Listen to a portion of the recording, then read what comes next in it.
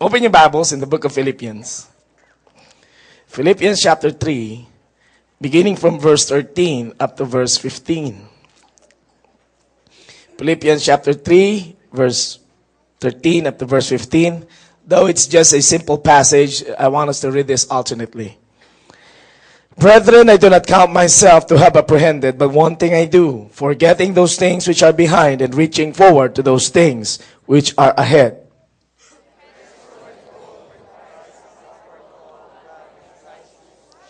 Therefore, let us, as many as are mature, have this in mind. And if anything you think otherwise, God will reveal even this to you. Pinagpala na po ng Panginoon pagkabasa ng kanyang salita. You may now take your seats, please.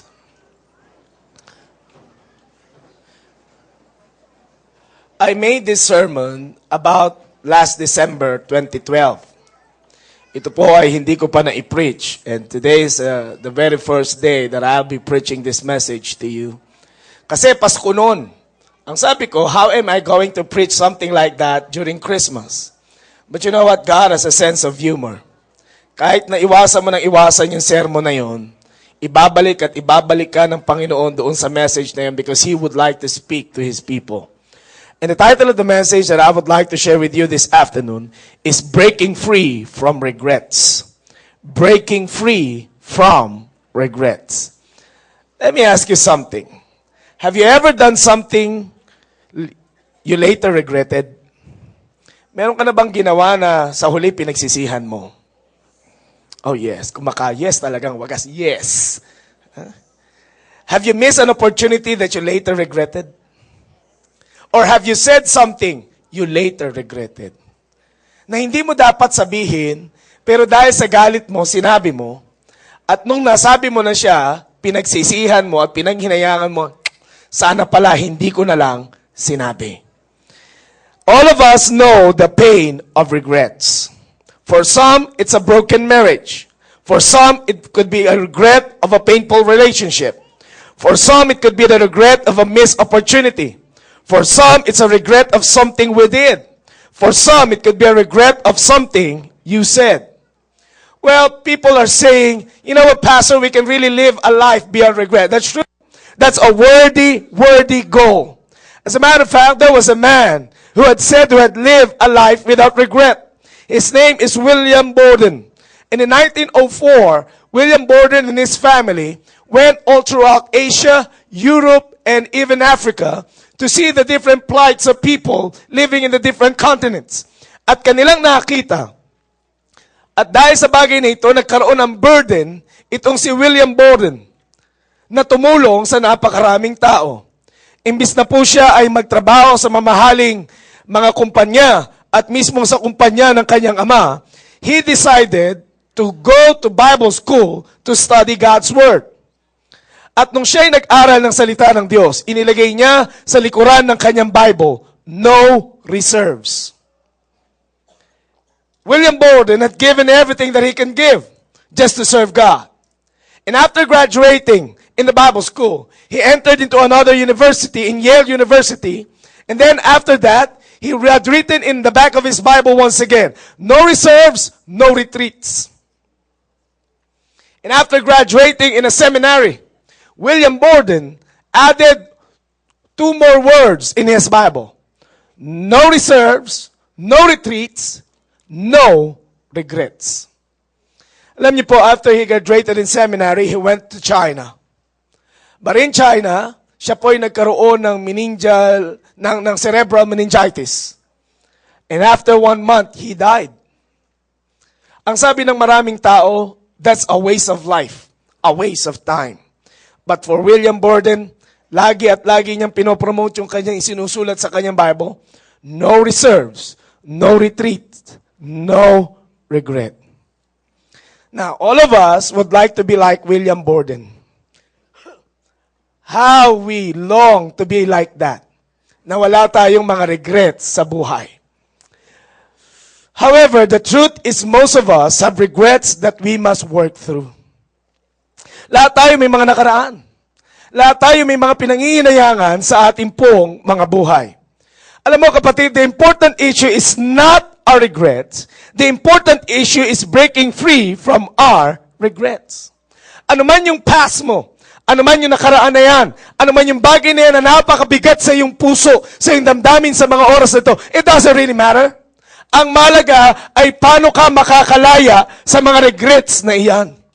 Now you will ask me, how do you do it, Pastor? Where do we start? What am I going to do for me to break free from my regrets? Well, the Bible tells us in Philippians chapter 3, beginning from 13 to 15, Paul tells us of some things that we must do to break free from our regrets. Kung meron man tao maraming regret sa buhay, walang iba kundi si Apostol Pablo. Why? Because he was a persecutor of the church. Siya ang pumirma at nagbigay ng consent upang itong si Stephen ay pagbabatuin hanggang sa mamatay. He had been a thorn at the side of Christianity. But after he met Jesus on the road to Damascus, after he'd given his life to Jesus, accepted him as Lord and Savior, Paul's life was changed. And we can read from the Bible that he moved beyond. He had broken free from his regrets. Lumaya siya. Pakisabi nga sa iyong katabi, pwede ka ring lumaya. How did he do it? Now, Paul teaches us three invaluable lessons. Three important lessons that help him move beyond regret. If you want to break free from regret, number one, you must exercise your faith. Sabi mga faith. In order for faith to benefit, it must be exercised. Narinig mo? Para yung faith mo ay gumana sa buhay mo, kailangan mong gamitin. Lahat ng naririnig mo sa preaching Sundays after Sundays, walang halaga yan kung hindi mo i-exercise. Lahat ng kabisado mong verse sa Bible, kahit na King James Version pang alam mo, thou hast died. Okay? Kahit na yung pang alam mong translation, kung hindi mo i-exercise, walang halaga yon. Amen?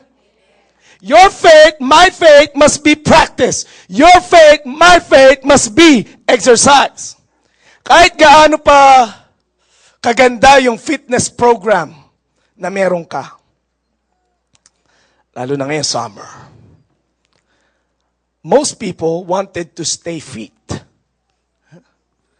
Now, sa mga kapatid natin na trying to slim down, hindi ko na sasabing nagpapapayat, masakit daw sa loob yun. No. Trying to slim down.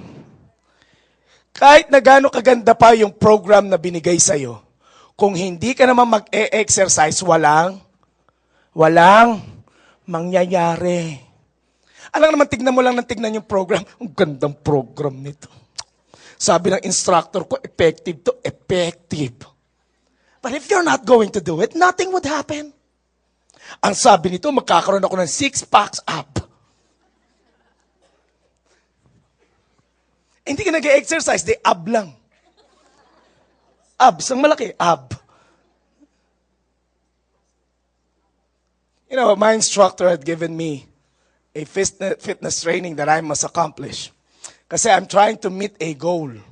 I'm trying to reach a goal sa aking timbang. Sabi ng instructor ko, this is something that you need to do. Wow, man. Nakalagay doon, extreme cardiovascular exercise must be done. So sabi ko, how can it be done? Sabi niya, Pastor, you know, you have to go beyond weightlifting. Sabi ko, really? What am I going to do? You do boxing. Huh? Kaya you know what? 3 times a week, I do boxing. Huh? Oh, man, it's painful. Sakit sa lupang katawan. Parang pagkatapos ko po mag-boxing, parang gusto ko nang dumating si Lord. And then, in between, 3 times a day I do boxing. In between, I run. About 4 kilometers every day or every other day, I run. To get that weight that I'm desiring and that I'm aiming. Ba't ko po sinasabi ito? Kapatid, ang mga pananampalataya natin, wala pong magiging halagayan kung hindi natin gagamitin. Pakisabi nga sa iyong katabi, gamitin mo kasi.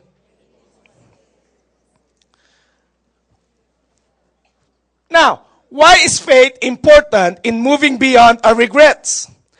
Because faith offers a possibility of a fresh start. Narinig mo? Ang pananampalataya mo sa Panginoon at pananampalataya at pagtitiwala mo sa salita ng Diyos, anuman ang nakaraan mo, tinuturuan ito na meron ka pang magandang bukas. Na pwede ka pang magsimulang muli. That there's a bright future ahead of you. That there is something new in your life and in my life. Anong sabi ni Paul? Paul was given a fresh start by God. Sabi ni Paul, if anyone is in Christ, he is a new creation. All things have passed away. Behold, all things have become new. Nung hindi pa Kristiyano si Pablo, ang buhay niya walang direksyon. Ang dami niyang pait sa puso. Pero nung naging mananampalataya si Paul, naintindihan niya na kapag ikaw ay isa ng anak ng Diyos, may bagong bukas para sa iyo. Amen? Ang sabi po nitong si Carl Brand, though no one can go back and make a new beginning, anyone can start from now and make a brand new end. Narinig mo ito sa akin noon. No matter how rich you may be, you cannot buy back time. Hindi ka na pwedeng bumalik sa nakaraan upang ituwid yung naging pagkakamali mo noon. Kahit gaano ka kayaman, hindi ka na makakabalik. Ang tanging kakantahin mo lang kung maibabalik ko lang. Hanggang kanta lang yon. But the reality of that, you cannot go back. Ano meron tayo ngayon? The now. Yung ngayon ang meron ka. At anuman yung ngayon na meron ka, with the help of God, you can make a beautiful end of your life. Amen? Kaya tantanan mo na yung kakasabi mong, mababalik ko lang, kung mababalik. Hindi nga eh. You're just wasting your time. What you have is now. Hindi mo man mabago yung nakaraan mo, pwede mong baguhin sa pamagitan ng pananampalataya mo sa Panginoon ang mga darating pa sa buhay mo. You know what? I experienced new beginnings of sorts in my life. Weeks ago, sabi ko, I have so many things. Wala na akong paglalagyan ng gamit ko. So, I decided to buy. Alam niyo naman, kapag wala ka naman talento sa carpentry, ang unang iniisip mo kagad ay bumili ng cabinet. So, ako po'y tumawid ng SM. At pagtawid ko po ng SM, alam niyo naman yung mga usong cabinet ngayon, di ba? Yung binubuo lang. Binubuo, do-it-yourself cabinets. Sabi ko, oh, this is great. Kahit wala akong talento sa carpentry, kaya ko to. No? Kahit na pagpapastor lang, alam ko, kaya ko to. No? Ako po'y bumili. Nung ako po'y bumili na, laging pinapaalala nung lalaki, Sir, read the manual, ha? Read the manual. Yeah. Sir, read the manual. Yeah. Hanggang pagatid sa akin, sa sasakyan. No? Pag gano'n niya ng pinto, ingat po kayo, sir. Read the manual, ha? Gusto, kulit-kulitan ka? Eto na. Then, nung ako po'y nasa kwarto na, sabi ko, this is great. I'm going to do this. Believe in yourself. sabi doon, 30 minutes lang daw, mabubuo mo na. O, di ako naman, sabi ko, kailangan ko orasan to. Maka 30 minutes. Nabuo ko siya within 30 minutes. Lo and behold, mali. Bakit mali? May maliit na pinto, hindi ko na ikabit. At ang daming tornilyo na hindi na ilagay. Sabi ko, this is wrong. At dapat walang kanto, nagkaroon ng kanto. Sabi ko, ano ba nangyari? Alam niyo, it took me 30 minutes to build it up. It took me another 30 minutes para i-dismantle siya. And the second time na binala ko siyang buuin, binasa ko na yung manual. Nung binasa ko yung manual, walang natirang parts. Nailagay kong lahat. Now you might be smiling at me and saying, "Shoo, pakahina naman ito ni Pastor."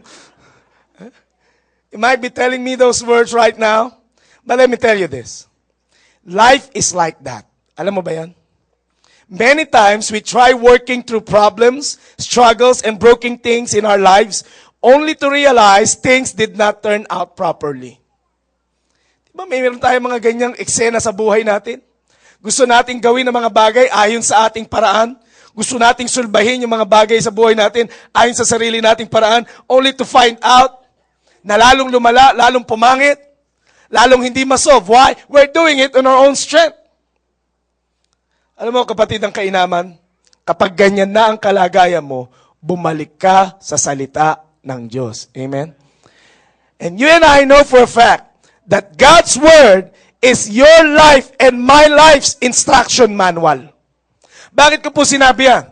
Kung meron kang problema pagdating sa negosyo mo, pagdating sa pananalapi, you can find everything that you want to know about money in God's Word. Amen? Lahat ng aral sa buhay, nasa sa salita ng Diyos. Now, kahit love life, there is a passage coming from God's Word. Email mo ko, tuturo ko sa'yo. In everything, God has an answer. At ang lahat ng yan ay nasa kanyang mga salita. Kaya kapag ikaw ay punong-puno ng regret sa buhay, it's just but proper for you to go back to God's Word. Amen? Bumalik ka sa salita ng Diyos. You know, every time that I'm disappointed in life, every time that I'm becoming frustrated of the so many challenges I'm facing, I would escape from it all. Ang ginagawa ko po, nagdadrive ako ng malayo, palabas ng Metro Manila. At ako po'y pumupunta sa isang kombento. I'm the only pastor that can enter into that convent. At hinihiram ko yung isang kwarto para po ako'y mag-pray doon. Pagpunta ko po doon one time, sabi ni Father, "Hey, Pastor, how are you?" Sabi ko, "You know why I'm here?" Sabi niya, "Yes, you are going to pray, right?" "Yes." Pe-pray ako. At pinapasok ako ni Father doon sa convent room for me to pray. Alam niyo naman tayo mga Christian, maingay tayo mag-pray. Nakita ko sila kung mag-pray sila, tahimik talaga sila. Pero tayo kung mag-pray tayo talaga, "Lord, hallelujah!" Alam niyo, nagpe-pray ako talaga. I was really crying before God. I was pouring out my heart before Him. I was telling God, "You know what, Lord, I'm really frustrated about this." Paglabas ko po noong kwarto, sinulubong ako ni Father. "Oh, Pastor, are you okay na?" "Oh, yeah, I'm fine." "So what's wrong, Pastor?" Gusto pang chumika ni Father. "What's wrong, Pastor?" "Well," sabi ko, I said it all to God, then that's it. Thank you for allowing me to pray in your convent. Sabi ko, till we see each other again, no problem, Pastor. Alam nyo, kapag ganun po nagaganap sa akin, binabasa ko ulit yung salita ng Diyos. Bakit? That as you read God's Word, pakinggan mo ito. Ano man ang kalagayan mo, ano man ang naging failure mo noon, ano man ang regrets mo, pag bumalik ka sa salita ng Diyos, napapaalalahanan ka that we are more than conquerors through Jesus Christ. Walang bagay na pwedeng maggapi sa bawat isa sa atin sa pamamagitan ni Kristo Jesus. And you can only understand that if you will practice your faith. Pakisabi nga sa iyong katabi, go back to God's Word.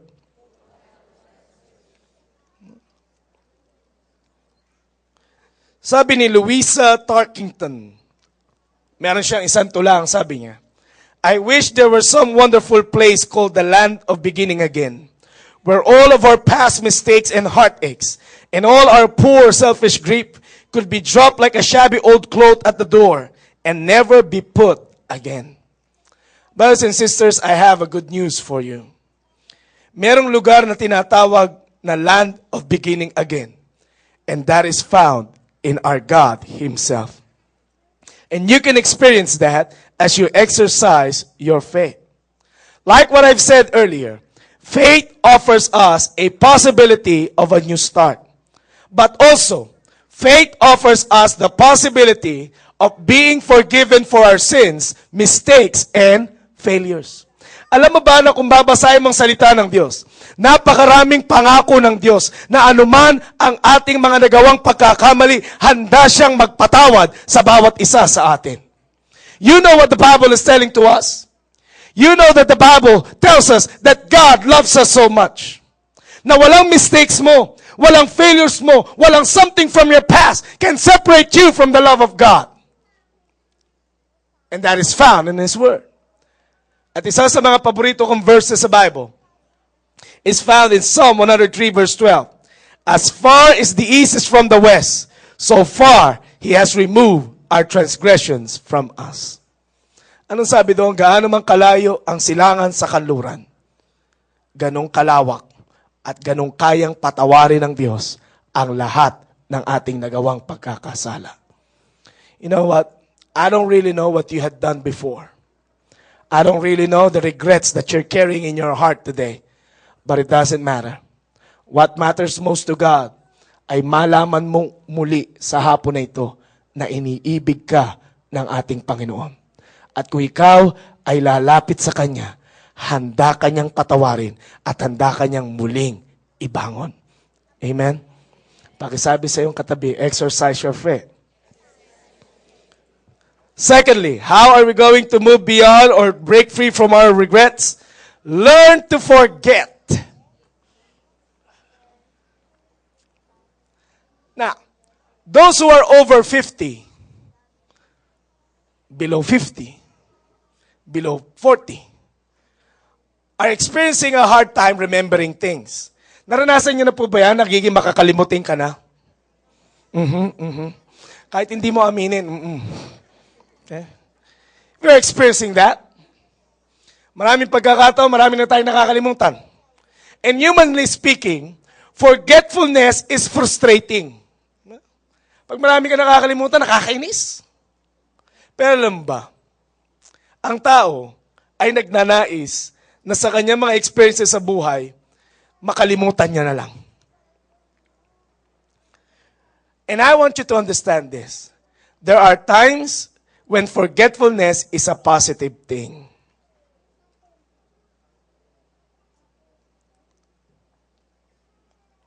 Now, in discussing the concept of forgetting, there are two things that I want to mention. Number one, forget the past. Tell to the person next to you, forget the past.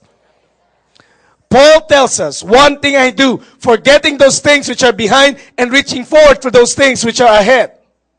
You know what? Our past can be a ghost that haunts us or a nightmare that sticks with us. Para siyang lagi kang minumulto. Yung iyong nakaraan, bakit? Lahat na lang nagagawin mo, lagi kang may naaalala. Namimiss mo ang marami opportunity sa buhay mo. Bakit? Lagi kang merong naalalang iyong nakaraan.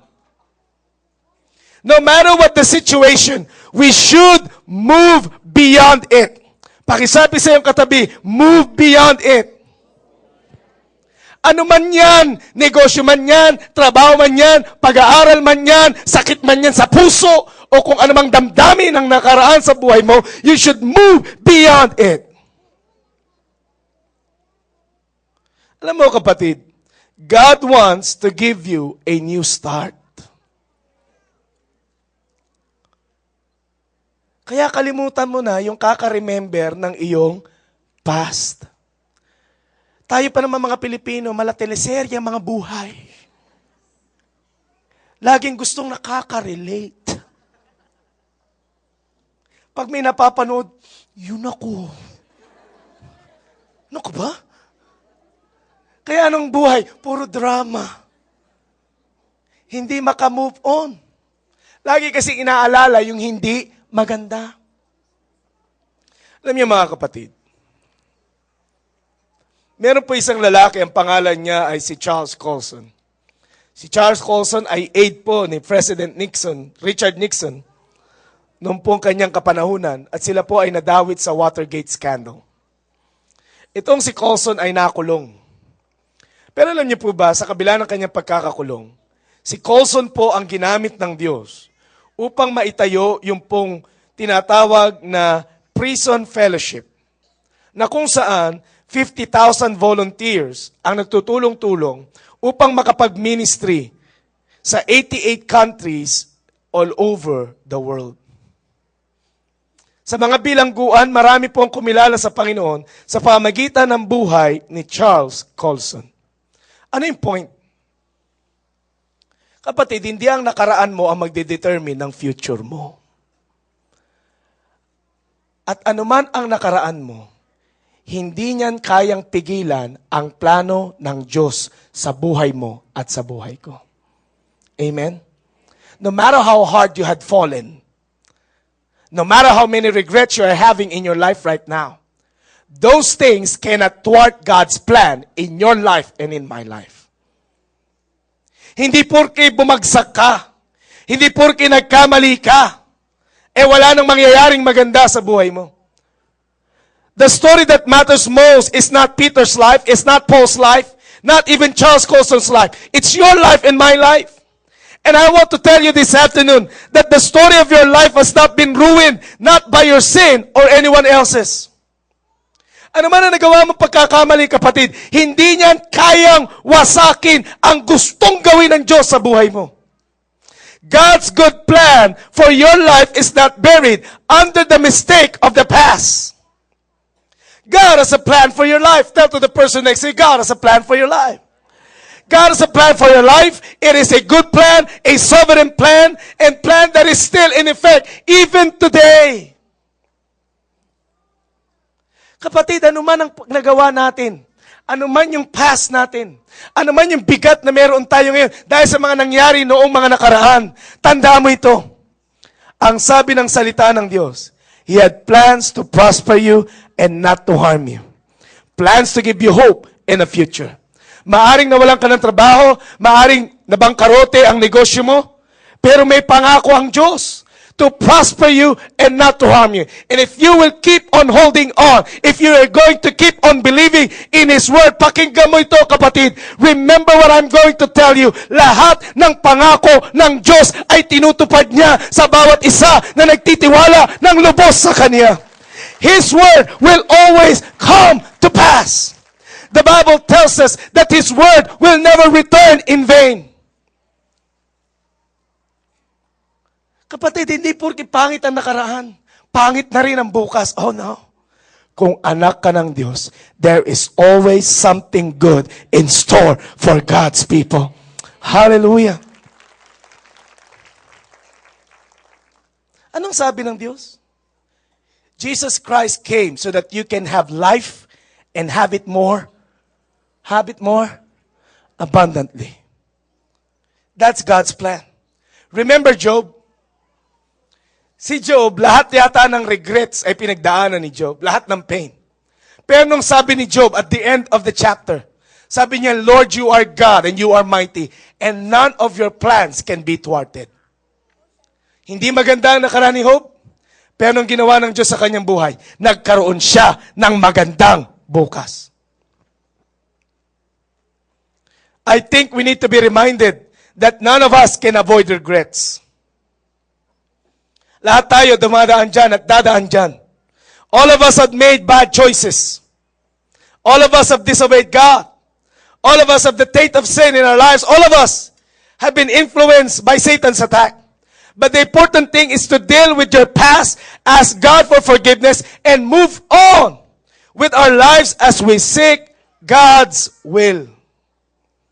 Kapatid, kung meron ka man dapat inaalala, alalahanin mo ang katapatan ng Diyos sa buhay mo. Kung meron ka mang nire-review dapat sa isip mo, reviewin mo yung patience, yung mercy, yung grace na ipinaabot sa atin ng ating Panginoon. We don't deserve to be blessed. We don't deserve this life that we're having right now. But because of His grace, you and I are more than blessed. Amen? Huwag yung mga mapapait ang inaalaala mo. Alalahanin mo kung gaano naging kabuti ang Diyos sa bawat isa sa atin. Tell to the person next to you, forget the past. Bakit sa akin ka nakatingin? Sa katabi. Pag sabi mo ulit sa katabi mo, forget the past. The second thing that you need to forget your failures. Oh, man. You know what? Failure is something that tends to track us like a vicious animal. But I want you to understand this. Failure can be both good and bad. Sabi ni John Maxwell in his book, Failing Forward, he emphasizes that failure can be positive. Paano sinabing failure can be positive? When we fail, we must fail forward. Ano yung ibig sabihin ng failing forward? To learn important lessons with the failure we experience. Oh, I like that. Lahat tayo nagkakamali. Ang mahalaga, may natutunan ka sa iyong, ayun. What? Lahat naman nagkakamali. Magmula ng sinilang tayo, hanggang sa mga oras na to, we are experiencing failures in life. And the important thing that we must do is to learn important lessons from them. Amen? Kung ikaw ay nag-fail sa negosyo mo, kasi Christian ka, pero may illegal ka. Alam mo yung Christian na may illegal? Gumagawa ka ng hindi matuwid. Sa negosyo mo, bulol pa. At nag-fail ka. Well, nag-fail ka na. Ang mahalaga, may natutunan ka. Na sa susunod, hindi mo na uulitin yon. Amen? Nawalan ka ng trabaho kasi lagi kang late pumasok. At pag nalilate ka, sinisisi mo pa ang presidente. Sinisisi mong MRT, sinisisi mong lahat ng tao. Nawalan ka ng trabaho. Nawalan ka ng trabaho kasi may sarili kang deadline. Binigyan ka ng deadline, meron ka pa ring deadline na sarili. Nawalan ka tuloy ng trabaho. Kung nawalan ka ng trabaho, nag-fail ka sa aspect na yon, you need to learn important lessons upang sa susunod na magkakatrabaho ka, hindi mo na ulitin yun. Pastoro, talagang hinuhugot mo pa yan? Now, kung ikaw ay na broken-hearted, ba't pag ang topic broken-hearted, gumagano'n ko talaga? Kung ikaw ay na broken-hearted, and no matter how ideal the relationship may be, kahit sinasabi pa, alam mo, Pastor, pag magkasama kami, dang, ang daming fireflies. There's love in the air. No matter how ideal that relationship may be, kung natapos na, tapos na. Huwag ka na nag-i-email sa akin, alam mo, Pastor, nasasaktan ako. Kung nasasaktan ka, dahil sa kagagawan mo rin, you should learn important lessons. Amen? This is a tip for guys, no? Sa mga lalaki. Alam niyo ba, mga babae, they don't want to be neglected. At kung ang relationship na yan ay tinapos dahil sa nane-neglect mo siya, you should be learning lessons. Amen ka, oo.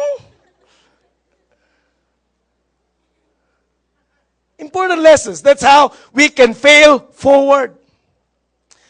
Pero hindi porke nagkamali ka, hindi porke may failure ka from the past, dapat hanggang dyan na lang ang buhay mo.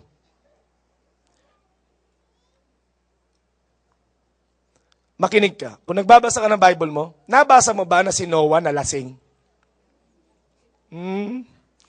Alam niyo ba nalasing si Noah? Saan siya nalasing? Anong sa arko? Paglabas ng arko. Paglabas. Alam niyo, parang regret ko to. Paglabas ng arko, they celebrated. Nalasing si Noah? Sobra. Pero matapos niyang magkasala, humingi siya ng tawad sa Panginoon. Pero ano pa rin ang naging tingin sa kanya ng Diyos? Righteous man.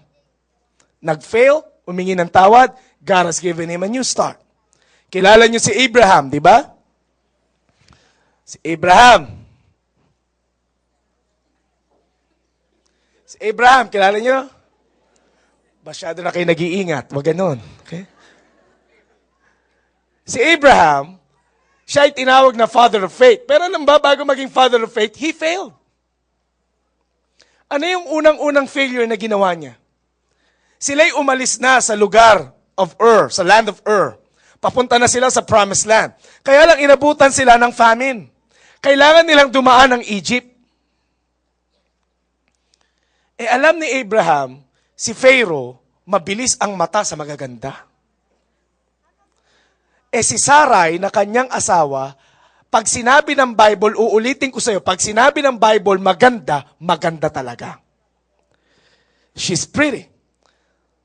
So bago sila dumating ng Egypt, nag-usap na sila, mahal kong asawang Sarai, you're so pretty. At sigurado, pagpasok natin ng Egypt, makikita ka ni Pharaoh. At pag nakita ka ni Pharaoh, kukunin ka niya at gagawin kanyang isa sa kanyang mga asawa. Kapag ka nalaman niyang may asawa ka, paalam na, mahal ko. Translation kayo, wag mong hanapin.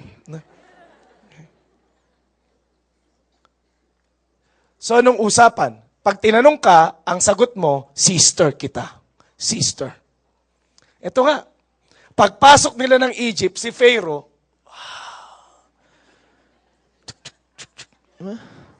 wala kasi kayo imahinasyon talaga ba nagbabasa kayo ng Bible, no? Kinuha nga si Sarai. At tinanong si Abraham, ano mo siya? Sister. But you know the story? Hindi nakatulog itong si Pharaoh.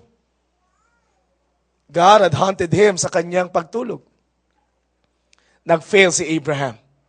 Pero sa kabila ng kanyang failure, nung humingi siya ng tawad sa Panginoon, si Abraham ay naging father of faith pa din and father of many nations. Kilala mo si David? Sino ba naman hindi makakilala kay David? Si David was an anointed man of God. He was chosen to be king of Israel. Sa dami ng digmaan na kanyang napanalunan, si David ay tila baga gustong mag-relax. Sabi ng kanyang mga tauhan, "Di ka na, Haring David, lalaban na tayo. May digmaan ulit tayong pupuntahan." Pero nung ginawa ni David, kayo na lang. Chillax muna ako rito. You know, I've been so tired in doing many battles. Let me rest for a while. Kaya lang habang itong si David ay namamasyal sa kanyang tore, he was walking, may nakita siya. Ano yun? Sabi ng bata, ano yun? Pagtingin ni David pababa, nakita niya ang isang babaeng naliligo. Sa dinami-dami pa naman kasi ng pagliliguan. No? Bakit walang bubong? No? Now, hindi ko po alam paano nakita ni David. Nakita ni David. And David committed a sin against God. Alam mo yung kwentong yan. Pero sa kabila ng kanyang pagkukulang at pagkakamali, lumapit si David sa Panginoon, pinatawad siya ng Panginoon, at si David mismo ay tinawag pa ring a man after God's own heart. Hindi na bago nito ang plano ng Diyos sa buhay niya. Sino pa? Si Peter. Kilala mo si Peter? Sino ba naman ang makakalimot kay Peter? Inuknuka ng intrimitido yan. No? Ang daming encounter niyan kay Jesus na puro drama ang dating. Example, sabi ni Jesus sa mga tao, at kinausap niya yung kanyang mga disciples, "Who do you think I am?" Sabi ng mga disciples, "Some say that you are Elijah. Some say you are a prophet. Some say you are a very powerful teacher." Pero nung sabi ni Jesus, "Peter, who I am? Who am I to you?" Sagot ni Peter, eto yung drama. "You are Christ, the Son of the living God." Naramdaman mo yung drama? Ang sabi naman ni Jesus sa kanya, "You are Peter, son of Barjona. And in this rock I will build my church. And the gates of hell shall not prevail against it." Oh, si Peter. Well, Sa lahat sa inyo, ako lang nagsabi nun, well, di ba? Pogi points. Pangalawang drama ni Peter. Sabi ni Jesus sa kanyang mga disipulo, there will come a time that all of you will leave me behind. You will desert me. Lahat kayo lalayas. Ito pa ang drama. Sabi ni Pedro, Lord, never will I leave you. Pag tumakas silang lahat, dito lang ako. I'll stay with you. Alam mo yung kwento? Noong nakarang mahal na araw lang, nabanggit ulit yan. Si Peter mismo, yung taong maraming drama, ang siyang nagtatwa sa ating Panginoong Hesukristo. Pero matapos ang kanyang failure, nung siya'y humingi ng tawad sa Panginoon, at nung nagkaroon siya ng encounter kay Jesus, si Peter ay naging makapangyarihang evangelist. Hindi nagbago ang plano ng Diyos sa buhay niya.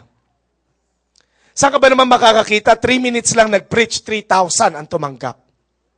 Dito 45 minutes ka na nagsisermon. Bitter, no? Siya 3 minutes lang. 3 minutes, 3,000 people got saved. A man of failure, but God had restored him. Kapatid, if you fail, that's it. Nothing can be done there. You cannot buy back time. You stop crying about it. It won't help you also. Forget that failure, but please do learn a lesson from it. Pakisabi nga sa iyong katabi, may natutunan ka dapat. Talagang may halong galit no? Alam niyo, ang kainaman po na sumasama ng youth retreat, no? Speaker po nila ako doon, wala silang magagawa, no? Nung ako po'y naghihintay na mag-start yung service, hindi ko nalang babanggitin yung pangalan, Sister Melay. One of the young people approached me. Habang naghihintay na magsimula yung service, alam niyo, tanong sa akin, makapangyarihan. Pastor, total, nandito ka na rin lang. Sabi ko, yeah. Buti naman, nakapunta ka, Pastor. Dami pang tanong, dami pasakalye. Kamusta ang biyahe mo, Pastor? Well, malayo pala to. Yeah, Pastor. Kamusta naman? Kinamusta pa ako? Biglang ang tanong ay ganito. Pastor, hindi ko alam kung sasabihin ko ba eh. Sabi niya, Pastor, umiyak ka na ba dahil sa babae? Gusto kong paluin ang Bible. Tinawag mo pa akong pastor?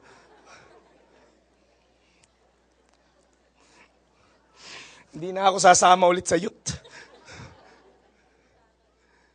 You know what? Inakbayan ko lang yung kabataan. Sabi ko sa kanya, you know what? I did once. But after that, I move on. Huwag mo akong tignan. I won't tell you who. Sabi, ganun pa yung tingin mo. I won't tell you. Okay? Anong gusto ko lang sabihin sa iyo? If I would continually dwell on that past, if I would continually dwell on that failure, I can never be where God would want me to be. Pakisabi nga sa iyong katabi, kalimutan mo na yan. Kung nagkamali ka noon, move on. Diba, sikat na salita ngayon yan, move on. You move on. What we're just trying to say is that there's no use in dwelling to your past. It will only rob off your joy, confidence, and would blind your eyes of seeing a wonderful future that God has prepared for you. Pag lagi at lagi kang bumabalik sa iyong nakaraan, hindi mo na makikita, matatanaw pa yung magagandang bagay na noon pa man ay hinanda na ng Panginoon sa bawat isa sa atin. Bakit? Nabubulag ka ng nakaraan. Lahat tayo nagkakamali. Uulit-ulitin ko sa iyo to.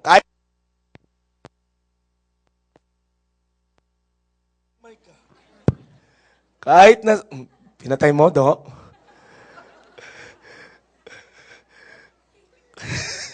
Wala tuloy ako. Kahit na sabihin pang makulit ako, lahat tayo ay may mga failures before. But that should never determine our future. Amen? Pakisabi ulit sa iyong katabi, kalimutan mo na yan. Last but not the least, how can we break free from our regrets? Focus. Sabihin mo nga, focus. Paul said, reaching forward to those things which are ahead. Ano ba ang focus ni Paul? Paul's focus or purpose, or Paul was focused on his purpose. Pakisabi mo nga, purpose. Alam mo ba na yan ang tinitignan ni Pablo palagi? Yung kanyang purpose. Paul's purpose in life was to live for Jesus Christ. Sabi niya, not that I have already attained it, but I press on. Gusto niyang makilalang lubos ang Panginoon. Gusto niya pang makilala ng lubusan ang ating Panginoong Hesukristo. Anong sinasabi ni Pablo? Set your hearts on things above. Seek God. Know Jesus more and more. Get deeper and deeper in faith. Think about spiritual things. Dahil ang purpose mo sa buhay, kapatid, ay hindi lang para maging negosyante ka. Ang purpose mo sa buhay ay hindi lang basta maging magaling kang empleyado. Ang purpose mo sa buhay ay hindi lang maging plain housewife ka. I want you to listen to this. Your purpose is not just to be a good businessman. You must be a businessman who lives for Jesus and serve Him only. Amen? Kahit na nagninegosyo ka, kailangan ang dinidesire mo ay makilala pa rin si Jesus. Your purpose is not just to be a very good employee. You must be an employee who lives for Jesus Christ and giving your life to Him in service. Your purpose is not just to become a plain housewife or a husband. Your purpose is to know Jesus more and more and to serve Him in any manner possible. Your purpose is not just to be in love with someone. But your purpose is that every day you fall in love with Jesus. Your purpose is not just to be an achieving student. Your purpose is to know more Jesus in your life beyond the intelligence that books can offer. So what's the thought in all of these things? If we focus our lives sa purpose na yan, na makilala ng lubos ang Panginoon, no matter how many failures we have had, no matter how painful or hurtful our situations may be right now, ikaw at ako, pwede pa rin nating sabihin, it's okay. Sabihin mo nga, it's okay. Huh? Ano man ang pinagdaanan mo, you can really say it's okay. Bakit? You begin to understand that your worth and value are not dependent on what others would think and say about you. Naintindihan mo na hindi mahalaga ang sasabihin ng ibang tao. Hindi mahalaga ang opinyon ng tao patungkol sa iyong buhay. Ang worth and value mo ay hindi dependent sa mistakes, sa mga failures that we had committed. It's not dependent on those things. Your value and your worth are dependent on how God sees us. Ang halaga mo ay nasa paningin ng ating Panginoon. Makinig ka. At sa paningin ng Diyos, you are precious. Amen? Sa paningin ng Panginoon, you are loved. Sa paningin ng Panginoon, ikaw ay anak niya. Nagaanong kadaming beses ka mang bumagsak, ganun kadaming beses ka ring tatayo at sasabihin, I'm still blessed in the name of Jesus. Hallelujah. That's how God is looking at you today. Kung ang ibang tao sinasabi sa iyo, hey, you're a loser, you're a loser. And if other people are telling you you're a dirtbag, you're a good-for-nothing guy, He's seeing you as someone who would rise above from all of your regrets. Alam mo, ang Panginoon natin, kahit na anong failure na nangyari sa buhay natin, hindi siya nagkakamot ng ulo. Pag nakita ka na, sablay na naman itong batang to. Lahat na lang. Napaka-slow mo. No, He's not doing that. And He will do that. Alam ba ang tingin sa atin ng Panginoon?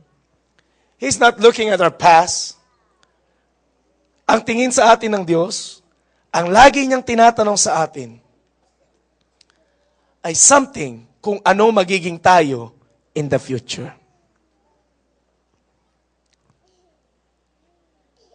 He's looking not on our past, but He's seeing us on what we can become as we fully surrender to His love and to His will. Now, in conclusion, we all have past, but we don't have to live there. The future is so much better, especially when it's a future planned by a loving God who has nothing but your best in mind. Alam ba na walang plinanong masama ang Diyos sa iyo at sa akin? Lahat ng plano ng Diyos sa iyo at sa akin ay pawang mabuti. Regrets will only weigh you down. God will lift you up, help you stand once again. God is a God of hope. You may be hurting from things that you've done or things you didn't do, but you have to believe this. There is hope. Amen? Pakisabi sa iyong katabi, there is hope. Si Adam at si Eve, in the paradise, they blew it off. They blew it big time. Ang sabi ni Lord, magkakain ng bunga ng tree of good and bad. Good and evil. Pero hala, kain. Pero sa kabila ng kanilang pagkakamali, ano ang unang word na lumabas sa bibig ng Diyos? Adam, where are you? Adam was full of regret, but still God cared. Adam had to learn some lessons the hard way, but God was always there for him. We've all had to learn some lessons the hard way, but God has always loved us. Mahal ka ng Panginoon. And God is bigger than any of your regrets. Anong sabi ni Paul? Your grace is sufficient for me. Your strength is made perfect even in my weakness. Tandaan mo ito, kapatid. Walang pwedeng magpahiwalay sa atin sa pag-ibig ng Diyos. Maging ang mga regrets natin, it can never hold us. It can never weigh us down. Ibabagsak lang tayo ng mga regrets natin kung hahayaan natin itong ibagsak tayo. But if you are a child of God, you keep on believing, Lord, this is not your will for my life. Hindi mo kalooban na ganito ang buhay ko. Your will for me is to have a good life, an abundant life, a joyful, blessed kind of life. Kapatid, sa hapon na ito, you can break free from all of your regrets by the power of the Lord Jesus Christ. Let's all bow our heads and let us pray.